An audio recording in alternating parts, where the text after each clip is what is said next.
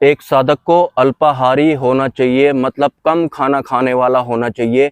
इसलिए नहीं कि किताबों में लिखा हुआ है या फिर संतों द्वारा ऐसा बोला गया है। वास्तविकता अगर आपको मैं बताऊं तो हमारी सांसों और हमारी नाद ध्वनि को छोड़कर हमारे भौतिक शरीर में जितनी भी व्यवस्थाएं हैं या फिर जितनी भी चेतनाएं हैं, इन सभी इंद्रियों को या फिर इन सभी नस नाड़ियों को सूक्ष्म जगत की अनंत असंख्य सत्ताओं द्वारा चलाया जा रहा होता है और ये सभी हमारे साथ मैं के रूप में चलती हैं। तो जो आहार या फिर जो भोजन हम इस शरीर को जीवित रखने के लिए करते हैं या फिर जो भूख हमें लगती है, वास्तव में भूख हमें नहीं लग रही होती है। भूख वाली सत्ता हमारे साथ मैं बनकर चल रही होती है, क्योंकि वो सिर्फ एक भूख वाली चेतना है और हमारे साथ वो मैं के रूप में चलती है। तो हमारे इस शरीर को भी भूख लगने लगती है और उसके बाद हम पेट भर के खाना खा लेते हैं जब तक कि वो भूख मिट नहीं जाती है। जबकि वास्तव में भूख लगने वाली सत्ता जो कि मैं के रूप में हमारे साथ चलती है, वो भोजन ग्रहण कर रही होती है, अपने आप को तृप्त कर रही होती है और हमें ऐसा महसूस भी करवा देती है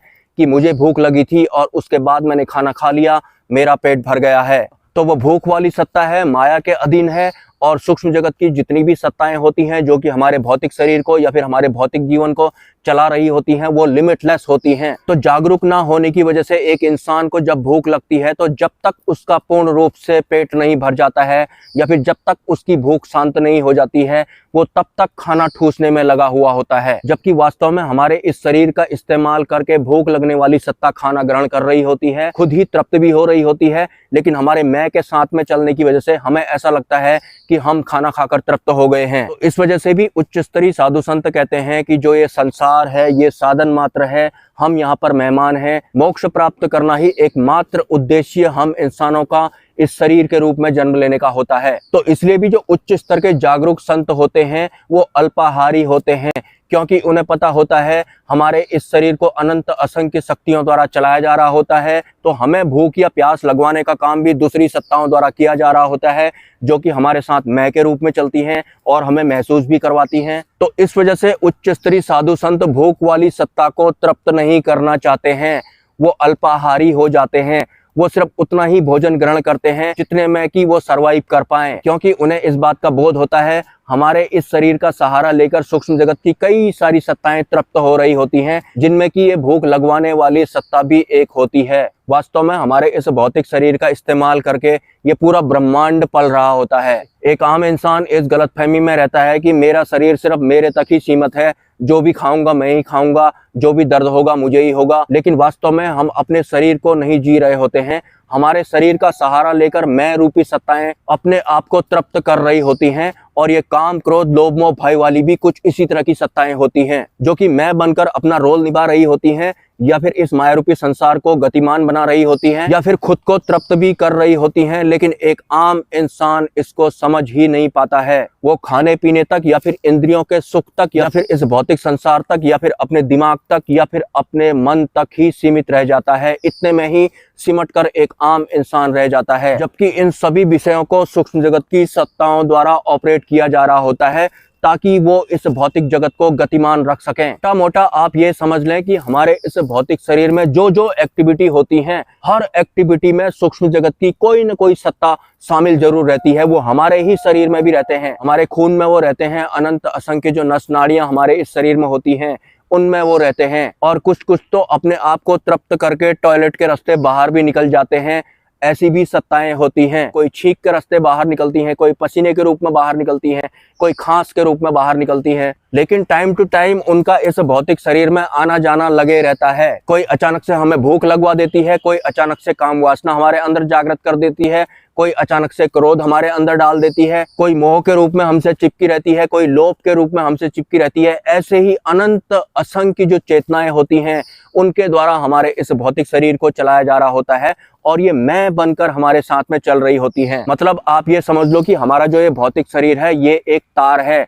और इस तार के अंदर जो छोटी छोटी तारें होती हैं वही ये अनंत असंख्य चेतनाएं होती हैं जो हमारे इस शरीर को चला रही होती हैं। सिर्फ हमारी सांस और नाद को छोड़कर हमारे इस पूरे शरीर को अन्य सत्ताओं द्वारा चलाया जा रहा होता है।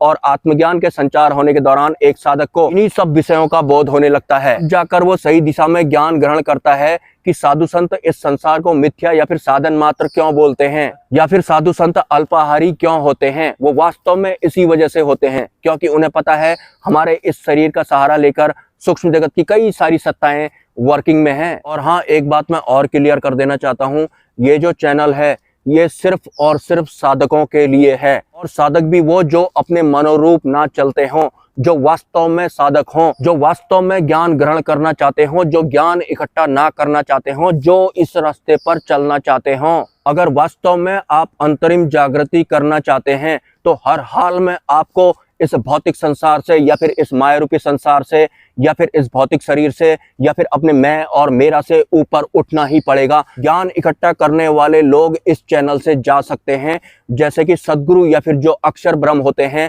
वो भी ज्ञान इकट्ठा करने वाले साधकों को जाने को बोलते हैं। हाँ, वो बात अलग है कि घर बैठे बैठे आपको आपके मन के जैसी बात सुनने को मिल रही है, थोड़ा सुकून मिल रहा है, जैसा सुकून आपको कथावाचकों के प्रवचन सुनकर मिलता है, और उसके बाद आपकी आंतरिक व्यवस्था पहले जैसी हो जाती है।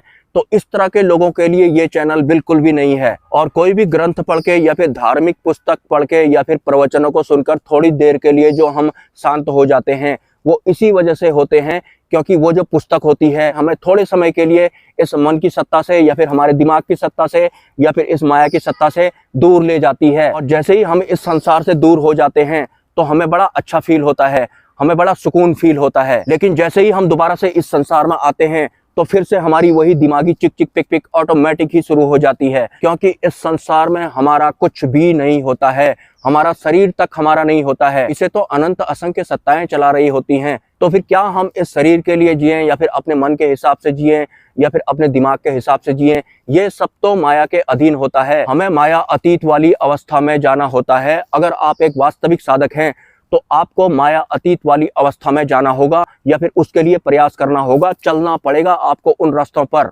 चाहे आप मेरी तरह से इस तरह से जंगलों में बैठ रहे हों या फिर आप अपने घर में ही क्यों ना बैठ रहे हों, आपको हर हाल में माया अतीत होना है, आपको हर हाल में भार रहित होना है। और जब तक आपकी आंतरिक व्यवस्था में यह संसार भरा हुआ रहेगा तब तक आप भार रहित नहीं हो सकते हैं। भार रहित अवस्था मतलब माया अतीत जो अवस्था होती है, अक्षर ब्रह्म वाली जो अवस्था होती है, सतगुरु वाली जो अवस्था होती है या फिर सतपुरुष वाली जो अवस्था होती है।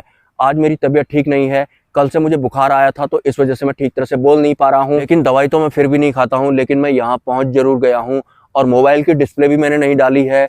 उसके बाद दोबारा से मोबाइल नीचे गिर गया है और दोबारा से इसमें थोड़ा और डैमेज हो गया है। और इसी बीच में जो मेरा वाहन है उसमें भी खराबी हो गई थी, उसमें भी मेरे पैसे लग गए और उसके बाद मेरी तबीयत भी खराब हो गई है। कल रात से मेरी तबीयत खराब होना शुरू हुई थी और अभी तक मैं ऐसा ही हूँ। लेकिन इस अवस्था में भी जो भी मेरे अंदर है मैंने बोलने की कोशिश की है। मुझे नहीं पता मैंने आज क्या बोला है। तो अगर आप अपनी तरफ से कोई योगदान करना चाहते हैं तो आप जरूर कर देना। और हाँ, अंतरिम जागृति अगर आप करना चाहते हैं तो आपको अपने वर्ण को छोड़कर, मतलब जैसे हम इंसान हैं तो इंसानों को छोड़कर आपको दूसरे जो प्राणी होते हैं उनकी मदद जरूर करनी है। मतलब अगर आप आत्मबोध चाहते हैं तो दूसरे की जरूरतें तो सबसे पहले आपके दिमाग में होनी चाहिए। इसके अलावा आपको इंसानों को छोड़कर जो अन्य पशु पक्षी या फिर जीव होते हैं उनकी मदद तो आपको हर हाल में करनी है। मतलब आपके अंदर किसी भी तरह का कोई भेद नहीं होना चाहिए, इंसान टू इंसान या फिर इंसान टू एनिमल, सब आपके लिए समान हो जाते हैं अगर आप अंतरिम जागृति करना चाहते हैं तो।